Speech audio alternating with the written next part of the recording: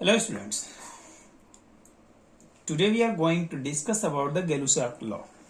क्या Gay-Lussac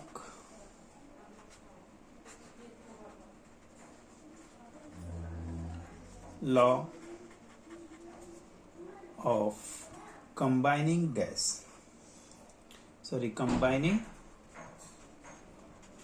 volume लिखते हैं। वॉल्यूम क्या लिखते हैं? वॉल्यूम। याद रखिएगा कि गेलुसाक law of combining volume means volume से ही ये रिलेटेड होगा।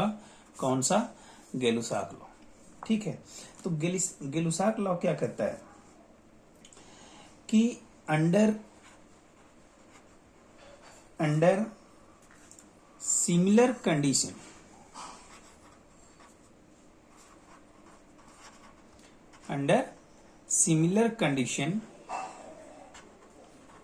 of temperature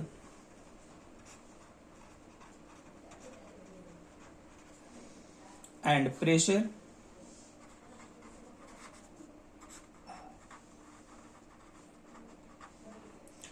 under similar condition of temperature and pressure whenever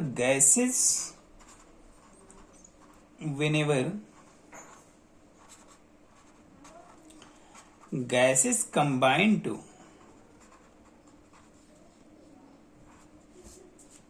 under similar condition of temperature and pressure whenever gases combine they do so, ये ऐसा इसलिए करते हैं, they do so in volume which bear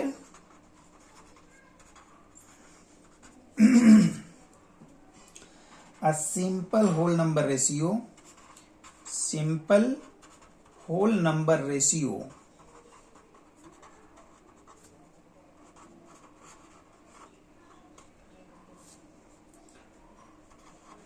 with each other.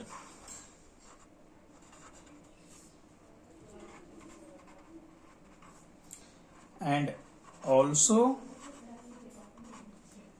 with gaseous product.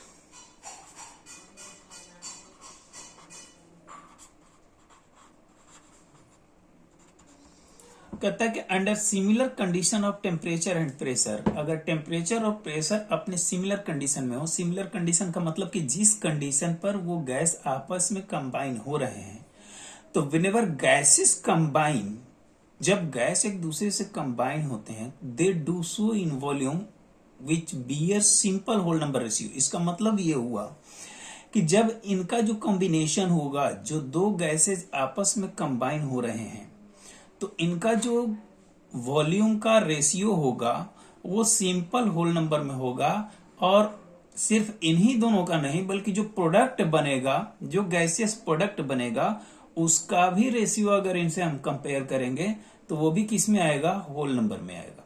जैसे अगर example हम लें तो देखो, एक सिंपल सा एग्जांपल है, नाइट्रोजन गैस है। ठीक है, नाइट्रोजन गैस कंबाइन हो रहा है 3H2 मीन्स हाइड्रोजन गैस से। ये क्या है? नाइट्रोजन। और कंबाइन किससे हो रहा है? हाइड्रोजन से। ठीक है, तो कंबाइन होने के बाद बनेगा गया 3NH2, sorry N2 plus 3H2 gives 2NH3, 2NH3 that is ammonia।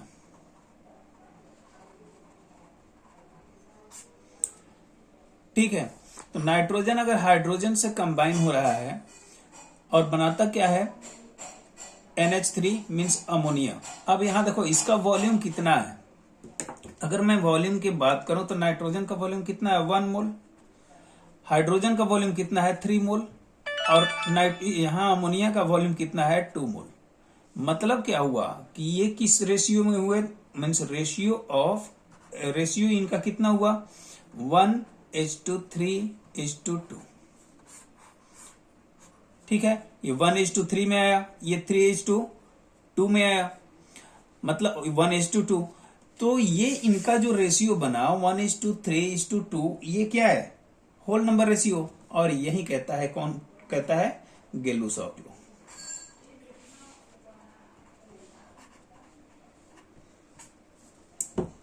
समझ रहे हो? गेलुसाक लॉ कहता है बहुत ज्यादा स्ट्रेस नहीं लेना है कि ऐसा क्यों होता है, ऐसा कैसा हुआ। बस इतना ध्यान रखना है कि अगर इनके वॉल्यूम का मीन्स अगर दो गैसों को मिक्स किया जाए तो उनका जो वॉल्यूम होगा वो किस में होगा? होल नंबर रेशियो में। और जो प्रोडक्ट बनेगा उसको भी अगर हम उसका भी रेशियो निकालेंगे तो वो भी किस में आएगा? होल नंबर रेशियो में आएगा। बस इतना ही बताता है। जैसे अगर दूसरा एग्जांपल ले लो, मान लो ये एग्जांपल नंबर फर्स्ट हो गया। एग्जांपल नंबर 2 ले लो। हाइड्रोजन गैस कंबाइन हुआ, किससे कंबाइन हुआ? Cl2 gas.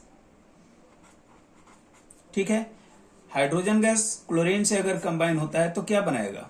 2HCl बनाएगा। ये भी किस फॉर्म में होगा? गैसियस स्टेट में। याद रखिएगा कि यहां हाइड्रोजन क्लोराइड गैस है। Hydrogen chloride gas. ठीक है, ये आप मत समझ लेना हाइड्रोक्लोरिक एसिड नहीं। एसिड ये तब होता है जब हम इसको वाटर में पास करते हैं। ठीक है बेटा, तब जाके ये बनेगा किसमें? लिक्विड फॉर्म में। अभी यहाँ क्या है? गैसियस स्टेट में। दो गैस को हमने आपस में कंबाइन किया और एक हमें गैस मिला हाइड्रोजन क्लोराइड गैस। यहाँ पर देखो वॉल्यूम की अगर मैं बात करूं तो हाइड्रोजन का वॉल्यूम कितना है? 1 वॉल्यूम, 1 मोल ऑफ हाइड्रोजन। यहां पर कितना है? 1 मोल ऑफ क्लोरीन। अब यहां पर कितना बना? 2 मोल। मतलब कि अगर इनका मैं रेशियो निकालूं तो कि क्या होगा? 1:2, 1:2, 2। और ये भी क्या? Whole number ratio. और यही कहता है गेलुसाक लॉ। समझ रहे हो? मीन्स कभी भी अगर दो गैसों को हम आपस में कंबाइन करते हैं तो उनके वॉल्यूम का जो रेशियो होगा वो रेशियो क्या होगा? होल नंबर रेशियो में आएगा। अगर वही प्रोडक्ट के साथ हम रेशियो निकालते हैं तब भी वो किस में आएगा? होल नंबर में आएगा। सिंपल होल नंबर में। बस सिंपल सा इतना ही गेलुसाक लॉ बताता है। क्लियर है? Let's we start out next topic, that is Dalton's atomic theory. Dalton's atomic theory. सोच रहे होंगे कि ये सारी चीजें तो सर हम लोग पढ़ चुके हैं। हाँ बेटा, ये सारी चीजें आप लोग जानते हो, लेकिन हम लोग इसको डिस्कस इसलिए कर रहे हैं क्योंकि अपना चैप्टर ही है some basic concept of chemistry. Okay, कुछ चीजें आप जानते होंगे, कुछ चीजें थोड़ी बहुत नई मिलेंगी जिसे आप लोग ध्यान देते जाओगे। तो देखो डाल्टन्स एटॉमिक थ्योरी, ये अप्रॉक्स ये बात है लगभग 1808 की, जब डाल्टन ने कुछ थ्योरेटिकल प्रूफ दिया था। जितने अभी हम लोगों ने 4-5 लॉ पढ़े, इन लॉ को प्रूफ करने के लिए इन्होंने कुछ थ्योरीज दी थी। और वो थ्योरी क्या थी तो उसको हम डिस्कस करते हैं कि द postulates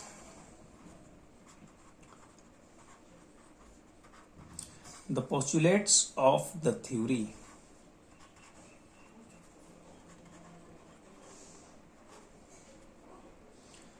थ्योरी का पोस्टुलेट्स क्या था? पहली बात उन्होंने कहा कि matter is made up of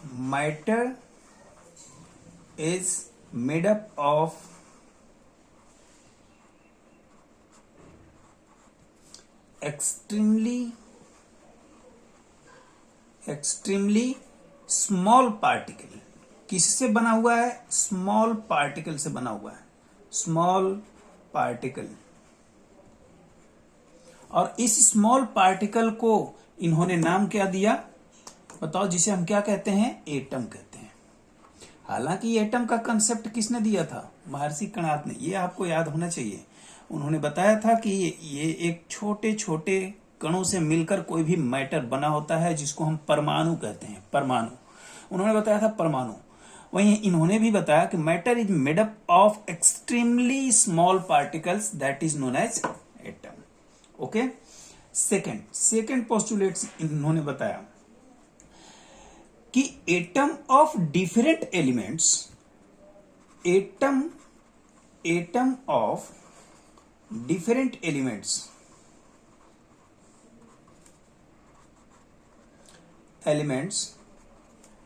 differ in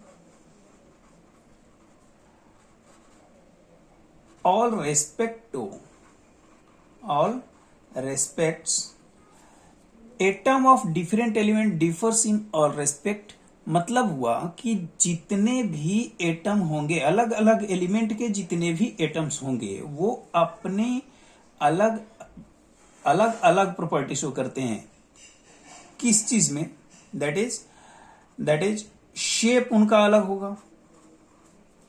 atom of different element differ in all respect, shape इनका अलग होगा, साइज इनका अलग होगा, मास भी अलग होगा, और भी जितनी भी प्रॉपर्टी हैं, एंड ऑल्सो इन प्रॉपर्टीज।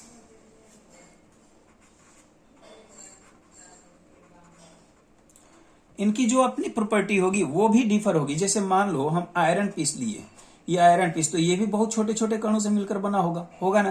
तो इसका अगर हम एक एटम को बाहर कर लें तो इसके अंदर भी प्रॉपर्टी किसकी होगी? अगर ये आयरन है तो इसके अंदर भी किसकी प्रॉपर्टी होगी? आयरन की प्रॉपर्टी होगी। अगर ये हमारे पास कोई वुड पड़ा हुआ है, क्या पड़ा हुआ है? Would, WOOD, would.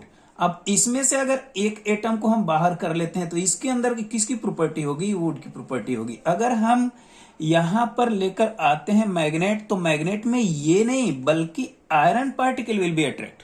Is that clear? मतलब क्या हुआ कि और इसका जो साइज होगा, शेप होगा, मास होगा, इसका मास भी ज्यादा होगा इससे। भाई सीधी सी बात है, क्योंकि आयरन है, ये वुड है।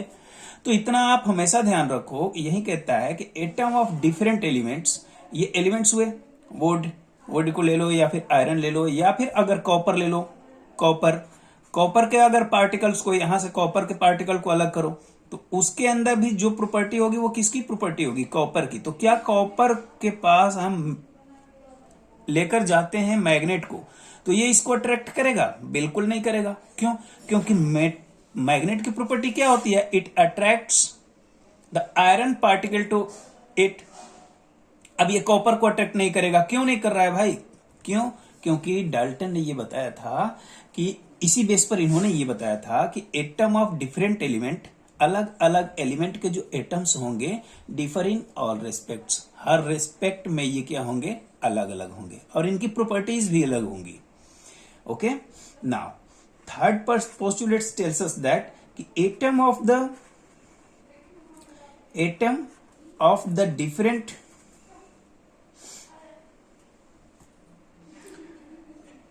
एटम ऑफ द डिफरेंट, ये तो हो चुका। हम नेक्स्ट प्रॉपर्टी की बात करते हैं। Atom can take part in chemical combination.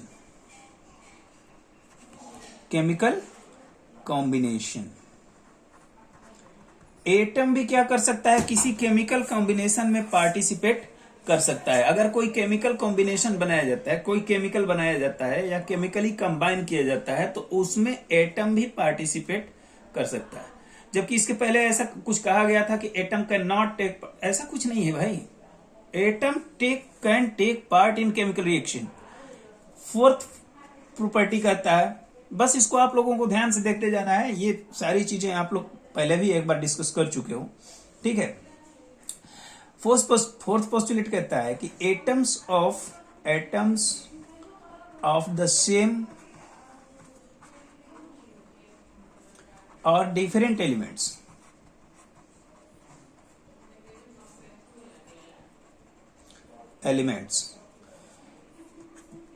combine together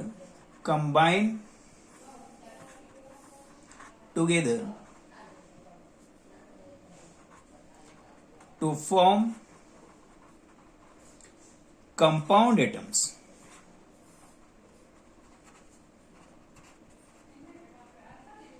ठीक है, और इस कंपाउंड एटम्स को हम नाम क्या देते हैं? मॉलिक्यूल कहते हैं। क्या कहते हैं? मॉलिक्यूल कहते हैं।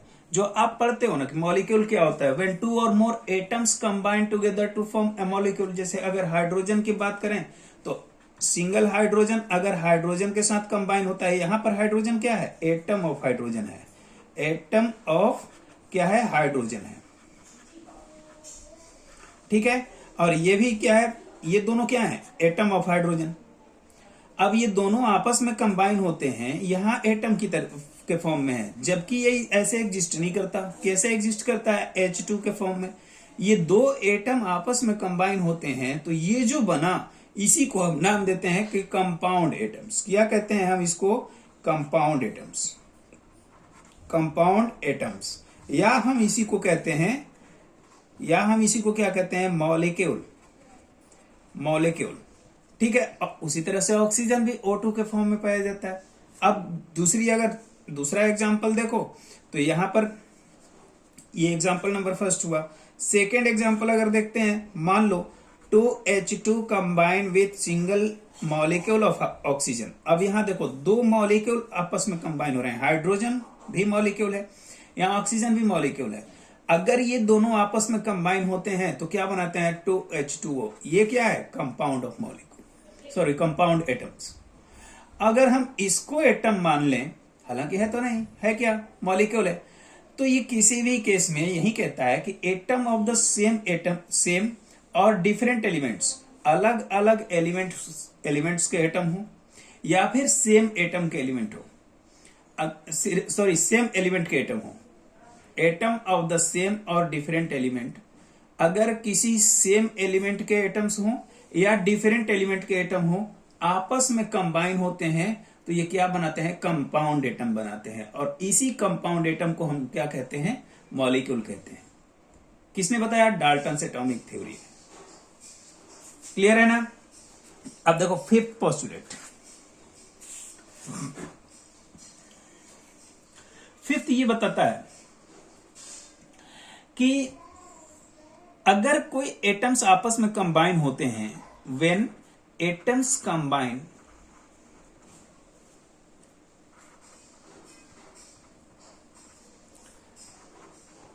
with one another to form compound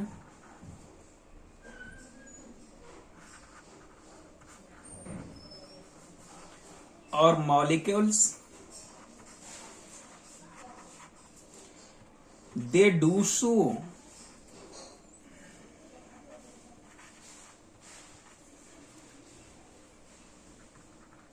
in the same whole number ratio या simple whole number ratio.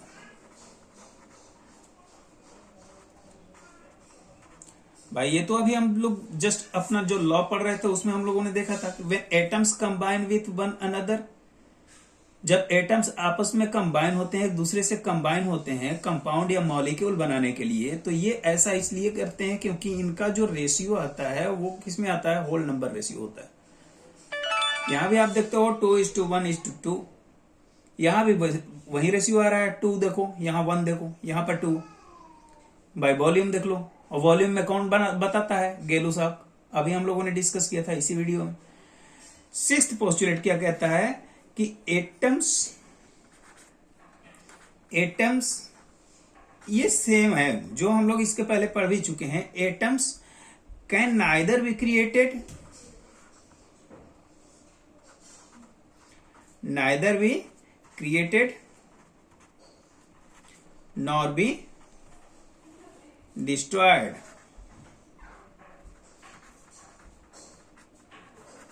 in physical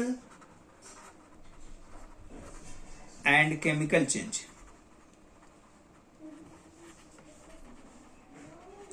ठीक है, एटम ना तो क्रिएट किया जा सकता है ना ही डिस्ट्रॉय किया जा सकता है, चाहे वो फिजिकली कंबाइन करो या फिर केमिकली कंबाइन करो। बताओ, क्या हम हाइड्रोजन को ऑक्सीजन के साथ कंबाइन करते हैं, ऑक्सीजन के साथ कंबाइन करते हैं और अपने पास मिलता है H2O। तो इस H2O को अगर हम डिकम्पोज करेंगे, अगर हम क्या करेंगे, डिकम्पोज, या फिर हम कहते हैं इसको क्या करेंगे, इलेक्ट्रिसिटी इसमें पास करते हैं, डायरेक्ट इलेक्ट्रिक करंट इसमें देते हैं, तो ये किसमें कन्वर्ट हो जाता है, H2 प्लस हाफ O2 में। मतलब ये देखो कि यहां भी हाइड्रोजन की प्रॉपर्टी जो थी वही प्रॉपर्टी यहां भी हाइड्रोजन की मिलेगी। समझ रहे हो, यहां जो ऑक्सीजन की प्रॉपर्टी थी वही प्रॉपर्टी यहां भी ऑक्सीजन की हमें मिलेगी।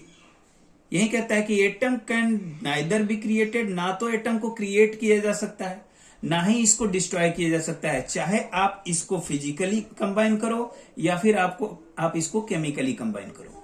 ये केमिकली या फिजिकली किसी भी कंडीशन में एक दूसरे के साथ अगर कंबाइन होते हैं तो भी इन्हें हम क्रिएट या फिर इन्हें हम डिस्ट्रॉय नहीं कर सकते। ओके, तो ये हुए अपने डाल्टन्स एटॉमिक थ्योरी। ओके, अब देखो यहां पर एक चीज आपको ध्यान देनी होगी, यहां वॉल्यूम 2, यहां वॉल्यूम 1, यहां volume 2, simple whole number ratio के फॉर्म में तो आ रहा है 2:1:2।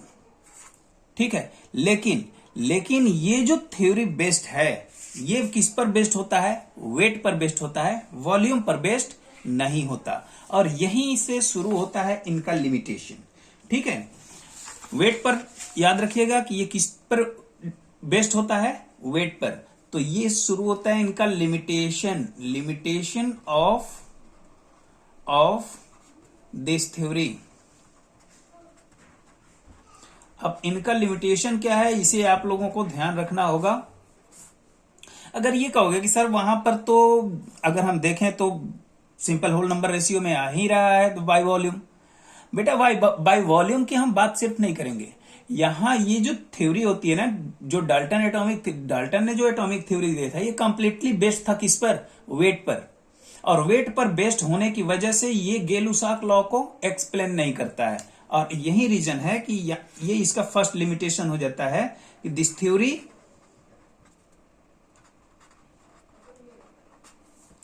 is failed, this theory failed to explain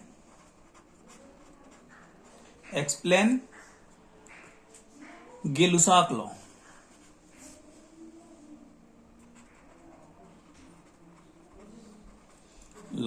क्यों, ड्यू टू बेस्ड ऑन किस पर, ये थ्योरी किस पर बेस्ड थी, अभी हम लोगों ने बात किया वेट पर। But गेलुसाक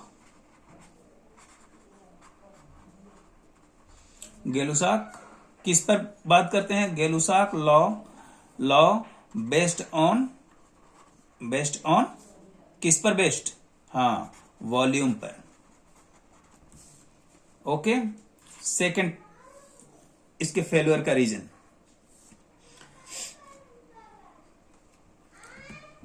this theory is failed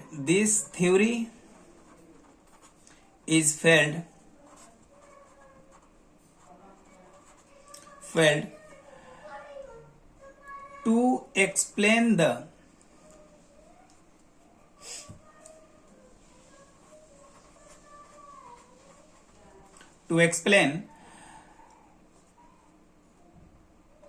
why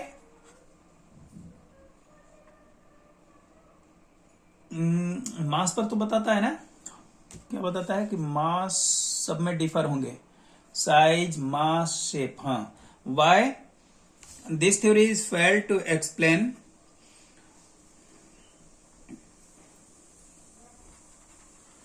why the atom of different element differ in mass, size या फिर वैलेंसी। वैलेंसी तो आप जानते होंगे, वैलेंसी क्या होती है, कंबाइनिंग कैपेसिटी। ठीक है, तो ये थ्योरी ये तो बताता है कि हाँ, किसी भी अलग अलग एलिमेंट के जो अलग अलग एटम्स होंगे वो साइज, मास या फिर हम बात करें शेप की, तो उसमें ये अलग अलग होंगे, लेकिन क्यों होंगे ये नहीं बताता। Third limitation, it could not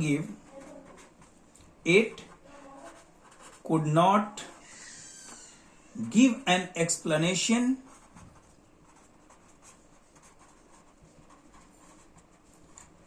as to why atoms of same or different elements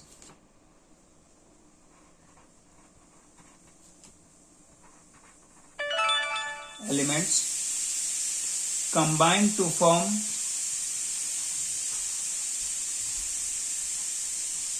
molecules. कहता है कि it could not give an explanation as to why atom of same or different, ये क्या है, और ठीक है, सेम और different elements combine to form molecules. ऐसा क्यों दो या दो से ज्यादा, ऐसा क्या हो जाता है कि दो या दो से ज्यादा एटम या फिर दो सेम एटम, दो अलग अलग एटम आपस में कंबाइन होकर के और मॉलिक्यूल बना लेते हैं या फिर कंपाउंड बनाते हैं। ऐसा क्यों होता है ये नहीं बताता है theory. Fourth, failed to explain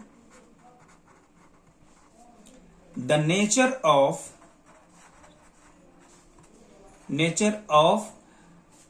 binding forces, किस फोर्स के द्वारा ये दोनों बंधे होते हैं। हाँ, आपको मिलेगा अलग अलग टाइप के फोर्सेज होते हैं जिससे एटम्स एक दूसरे के साथ कंबाइन होते हैं। अभी हम लोगों ने सिंपल सा देखा है कि दो एटम आपस में कंबाइन होते हैं, दो एलिमेंट आपस में कंबाइन होते हैं और प्रोडक्ट बनाते हैं, कंपाउंड बनाते हैं, ठीक है। और तो वो जो कंपाउंड उनका बनता है उनके बीच में जो अट्रैक्शन फोर्स होता है या जो जिस फोर्स की वजह से वो दो आपस में बंधे होते हैं उनमें बहुत सारे बाइंडिंग अलग अलग टाइप के बॉन्ड्स होते हैं। वो बॉन्ड्स कौन कौन से हैं और वो क्यों उसी बॉन्ड से बंधे होते हैं, इसको एक्सप्लेन नहीं करता। Means fail to explain the nature of binding force in atoms and molecules by which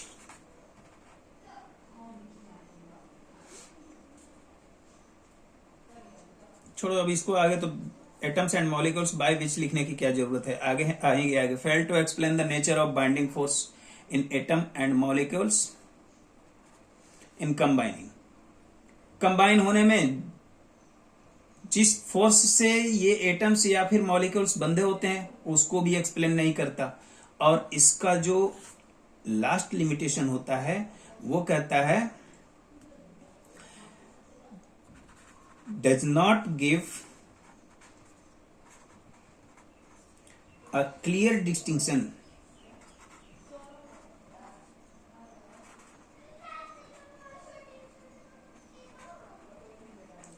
between atoms and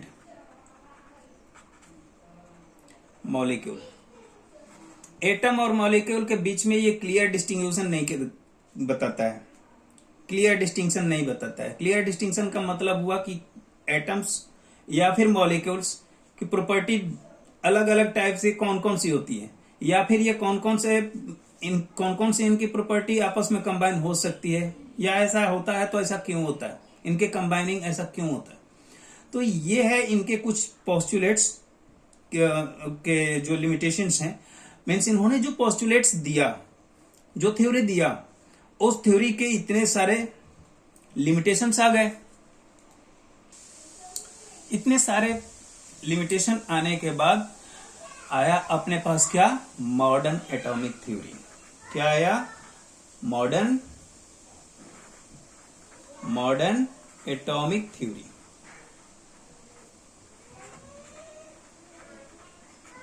ठीक है, और मॉडर्न एटॉमिक थ्योरी क्या बताया कि atoms is no longer indivisible. Okay, ठीक है। तो मॉडर्न एटॉमिक थ्योरी ने क्या बताया कि atom is no longer indivisible.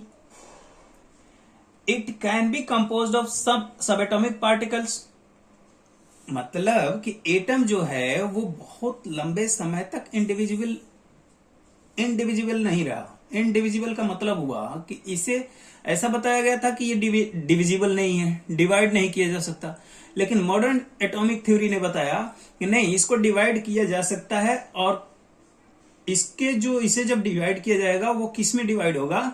सब एटॉमिक पार्टिकल में, जिसे हम नाम दे प्रोटॉन, इलेक्ट्रॉन और न्यूट्रॉन। क्लियर है ना? सेकेंड, मॉडर्न एटॉमिक थ्योरी ये भी बताता है कि जो कोई अगर एटम होगा, जितने भी एटम्स होंगे, किसी एलिमेंट के जितने भी एटम्स होंगे वो सिमिलर नहीं होंगे।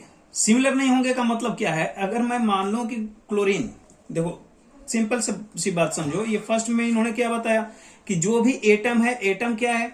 एटम क्या है? इनडिविजिबल है। इनडिविजिबल का मतलब क्या हुआ कि डिवाइड नहीं किया जा सकता, पहले बताया गया था। लेकिन यहां पर मॉडर्न एटॉमिक थ्योरी क्या कहता है कि atom can be divided into 3 part. First is electron, और ये हो जाएगा प्रोटॉन और न्यूट्रॉन। इसमें ये डिवाइड किया जा सकता है, और इन तीनों को इन्होंने क्या बताया? सब एटॉमिक पार्टिकल। सब एटॉमिक पार्टिकल, ठीक है। सेकेंड स्टेप में इन्होंने, ये मॉडर्न एटॉमिक थ्योरी क्या बताता है, जो आज की थ्योरी है एटम की, वो सेकेंड स्टेप में ये बताता है कि all atom of an element में नॉट बी सिमिलर, एक दूसरे से सिमिलर नहीं हो सकते। जैसे अगर हम बात करें क्लोरीन एटम की, तो क्लोरीन एटम की जरूरी नहीं है कि क्लोरीन एटम का जो मास होगा वो सिर्फ और सिर्फ 35 ही होगा। आप ऐसे पढ़ते हो ना कि Cl, यहां लिखते हो कितना? 17, और यहां लिखते हो 35। ये 35 ही होगा, ये जरूरी नहीं है। Cl जो होता है वो 17, 35, 17, 37 में भी होता है, ठीक है। तो इनके जो मास होते हैं वो डिफर भी हो सकते हैं, ये कहता है मॉडर्न एटॉमिक थ्योरी। और इनकी वजह से ही ये जो लिमिटेशंस हैं ये धीरे धीरे दूर होना शुरू हुए। आखिर ऐसा क्या होता है? वैलेंसी की अगर हम बात करें, जैसे यहां पर इन्होंने कहा कि this theory is failed to explain why atom of different element differ in mass, size and valency. ऐसा क्यों होता है? यहां ये बताता है कि हाँ भाई, ऐसा हो सकता है। क्यों होता है? क्योंकि न्यूट्रॉन पर डिपेंड करता है इसका मास। जितना आप पढ़े हो ना कि जितना प्रोटॉन होता है उतना ही इलेक्ट्रॉन होता है, बट न्यूट्रॉन डिफर होता है। तो ये बताता है, समझ रहे हो आप? अगला थ्योरी, इस थ्योरी का अगला पॉइंट ये बताता है कि अगर किसी एटम के अलग अलग एलिमेंट के भी एटॉमिक मास, अलग अलग एलिमेंट के भी एटॉमिक मास क्या हो सकते हैं? सेम हो सकते हैं। जैसे अगर हम बात करें कैल्शियम की, कैल्शियम का एटॉमिक मास कितना? कैल्शियम 2040 होता है ना, मीन्स इसका एटॉमिक मास कितना होता है? 40। तो कैल्शियम का एटॉमिक मास कितना हो गया? 40। वहीं अगर हम बात करें आर्गन की, तो आर्गन का भी एटॉमिक मास कितना होता है? 40। समझ रहे हो? मीन्स अलग अलग एलिमेंट के भी एटॉमिक मास सेम हो सकते हैं, ये कहता है मॉडर्न एटॉमिक थ्योरी। तो इन थ्योरीज पर हम लोग डिस्कस करेंगे इन आवर नेक्स्ट वीडियो, ठीक है। तब तक के लिए थैंक यू।